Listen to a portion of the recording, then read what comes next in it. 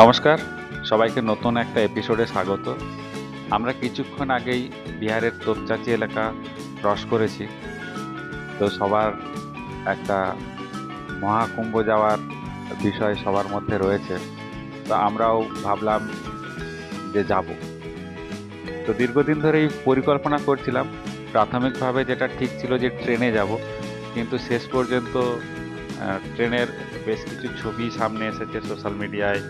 এর পাশাপাশি আমার বেশ কিছু পরিচিত জন যারা ট্রেনে গিয়েছে তাদের কাছ থেকে ট্রেনের যে অভিজ্ঞতা পেয়েছি, তারপর সিদ্ধান্ত বদলায় এবং সিদ্ধান্ত বদলে বাইকে যাওয়ার পরিকল্পনা শুরু করি।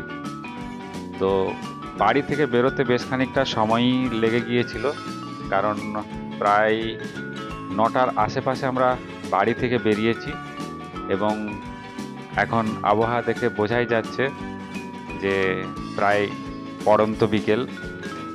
কিছুক্ষণের মধ্যেই হয়তো সন্ধে নেমে আসবে। যতটা যাওয়া যায় আজকে আমরা ততটাই যাব এমনটাই পরিকল্পনা করেছি এবং যেখানে মনে হবে যে থাকবো সেখানে থেকে যাব আর কি, এরকমটাই চিন্তা ভাবনা করে এগিয়ে চলছি। এই মুহূর্তে আমার দুপাশে পাহাড়ের সারি, সেই সব দেখতে দেখতে এগোচ্ছি এবং প্রচুর মানুষ কিন্তু কুম্ভে আসছেন।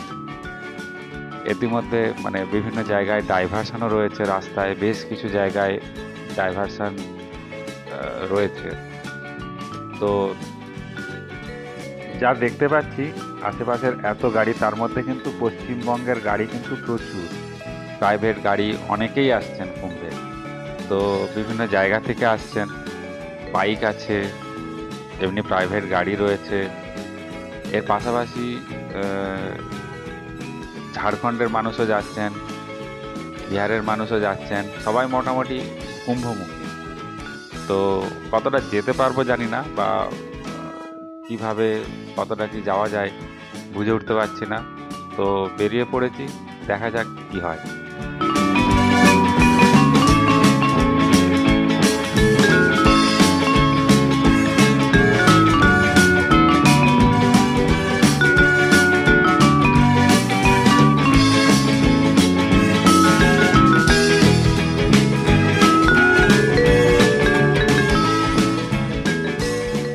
বলতে বলতে প্রায় সন্ধে নেমে এলো এবং দেখাই যাচ্ছে আমার ঠিক বাঁ দিকে একটা দিগন্ত বিস্তৃত সূর্যের লাল আভা। পড়ন্ত বেলার সূর্য পাহাড়ের উপর দিয়ে অসাধারণ একটা দৃশ্য যা দেখতে পাচ্ছি। তো আমি একা নই, আমার প্রিয় রয়েছে সঙ্গী। এই প্রথম দুজনে মিলে বাইকে করে কোনো একটা লং ট্যুর করছি এবং প্রায় আমরা ওয়েস্ট বেঙ্গলকে যদি ধরি, পশ্চিমবঙ্গ, তারপরে ঝাড়খণ্ড, তারপরে বিহার, তারপরে আমরা উত্তরপ্রদেশ, একসঙ্গে এতটা জায়গা আমরা যাব, 800 কিলোমিটারের বেশি। তো আমার তাও মাঝে মধ্যে অভ্যাস রয়েছে, মাঝে মধ্যেই বাইক ট্রিপ করি, বিভিন্ন জায়গায় যাই। ও তো একদমই এতটা লং জার্নি এই প্রথম। এর আগে অবশ্য আমরা মেদিনীপুরে গিয়েছি, আমার গড়িয়া থেকে, কলকাতা থেকে মেদিনীপুরে গিয়েছি, তাও মেরে কেটে সেটা 170-75 কিলোমিটার। কিন্তু একসঙ্গে এতটা জার্নি করা ওর এই প্রথম। দেখা যাক ও কীভাবে নেয়, কতটা যেতে পারে।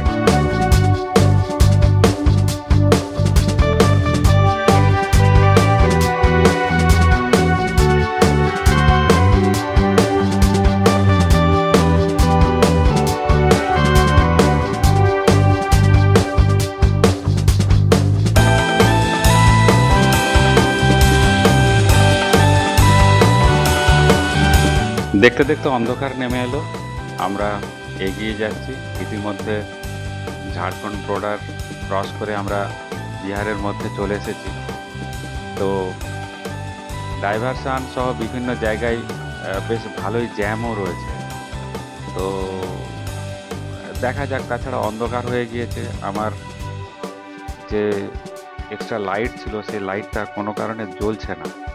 এর আগের ডিস্টার্ব করছিল, তো বিষয়টা যে ঠিক করব সেটাও মাথা থেকে বেরিয়ে গিয়েছে।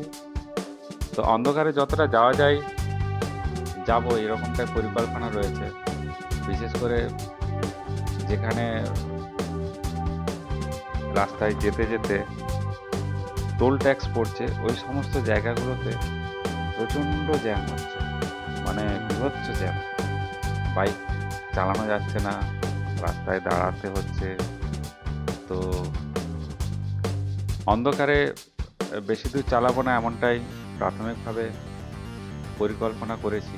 তো দেখা যাক কতটা যাওয়া যায়।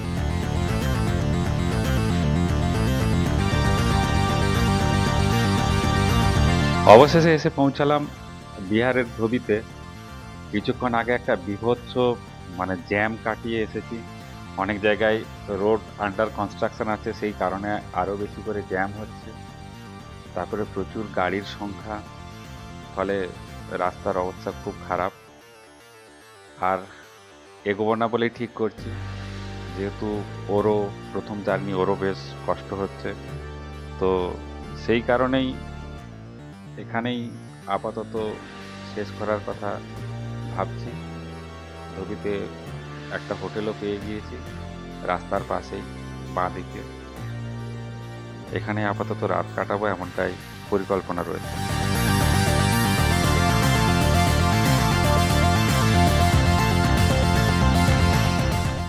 বারাণসীর আগে আমরা একটা হোটেল নিয়ে নিয়েছি, সেই হোটেলে রয়েছি আপাতত।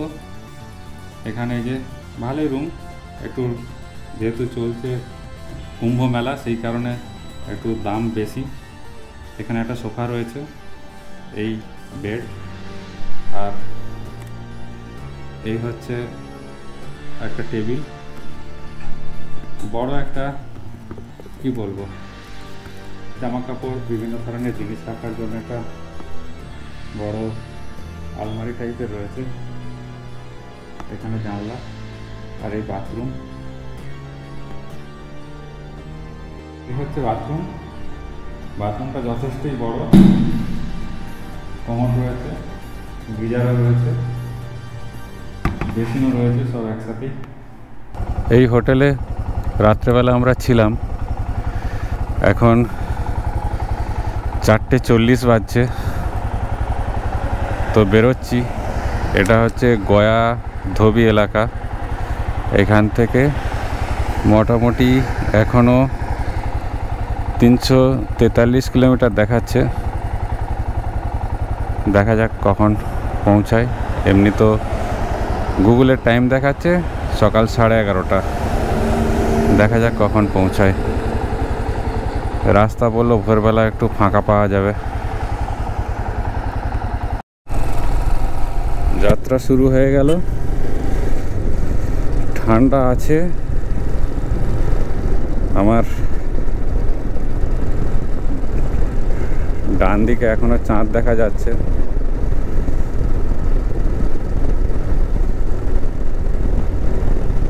দেখা যাক কখন পৌঁছাই আমরা।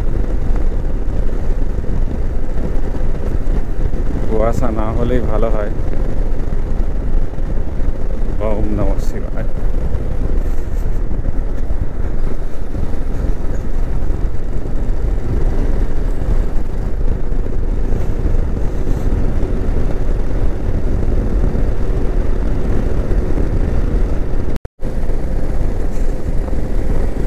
Good morning.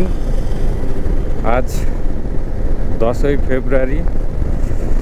বিহার থেকে অবশেষে উত্তরপ্রদেশে ঢুকেছি আমরা। এখনো অনেকটা পথই বাকি, প্রায় 250 কিলোমিটার পথ দেখাচ্ছে।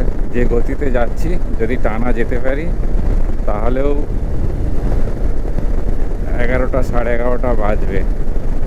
এখনো বারাণসী এখান থেকে প্রায় 140 কিলোমিটারের আশেপাশে, 40 কিলোমিটারের একটু কমই হবে। ঠান্ডা তো প্রচণ্ড, জমে যাচ্ছি যেন মনে হচ্ছে মাঝে মধ্যে। একটু আগে চালাতেই পারছিলাম না, খুবই আস্তে আস্তে চালাতে হচ্ছিল। এখন আবার একটু ঠিক লাগছে।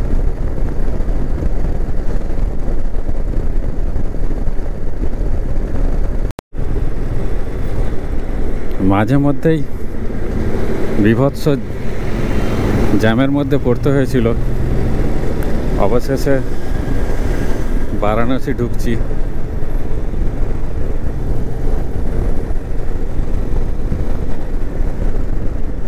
বারাণসী ঢোকার আগেও বেশ ভালোই জ্যাম, এখনো প্রায় 5-7 কিলোমিটার বাকি রয়েছে বারাণসী ঢুকতে। ঘন্টা 5 মতো লেগেই গেল।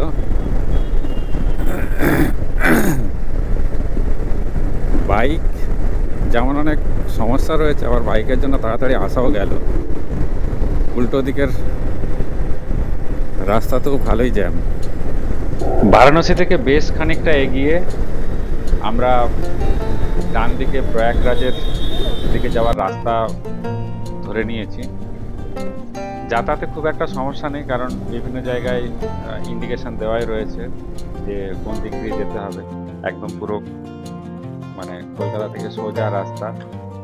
বেশ খানিকটা আসার পর বিভিন্ন জায়গা থেকে কিন্তু বাঁ দিকে যাওয়ার রাস্তা রয়েছে। তো এই সমস্ত রাস্তাগুলো বেসিক্যালি ব্লক করা রয়েছে এবং বাইক হলে কিছু কিছু জায়গায় ছেড়ে দিচ্ছে, গাড়ি হলে ঢুকতে দিচ্ছে না। যদিও একদম সোজা রাস্তাটাই মানে প্রয়াগরাজ যেখানে মানে গঙ্গার ঘাটের দিকে যাচ্ছে, কিন্তু সেই রাস্তা দিয়ে সরাসরি যেতে দিচ্ছে না। ফলে বিভিন্ন জায়গা দিয়ে ঘুরে ঘুরে ঘুরে ঘুরে যেতে হচ্ছে। আমরা একটা গ্রামের যাওয়ার রাস্তা ধরেছি। আমাদেরকে কোনো কারণে মানে বাইক রয়েছে বলে পুলিশ আটকায়নি, তো সেই কারণে এই রাস্তা দিয়ে আমি ঢুকতে পারলাম। তো ঢুকে আমাদের জার্নিটা শুরু হয়ে গিয়েছে। তো অবশেষে এসে পৌঁছে গিয়েছি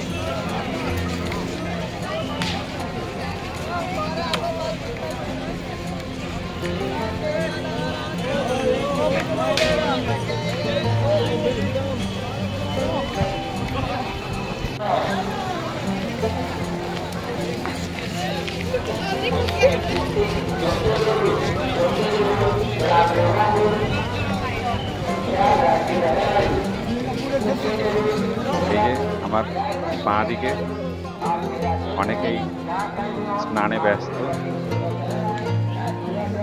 এই যে ব্রিজ নদীর উপর, সেটা এর মধ্যে আমরা ক্রস করছি। ওপারে গিয়ে আমরা স্নানের ঘাটে যাব। তো জানি না ওখানে গিয়ে কি পরিস্থিতি, কোথায় বাইক রাখবো, গিয়ে দেখা যাক। তারপর স্নানের ঘাটের দিকে যাব।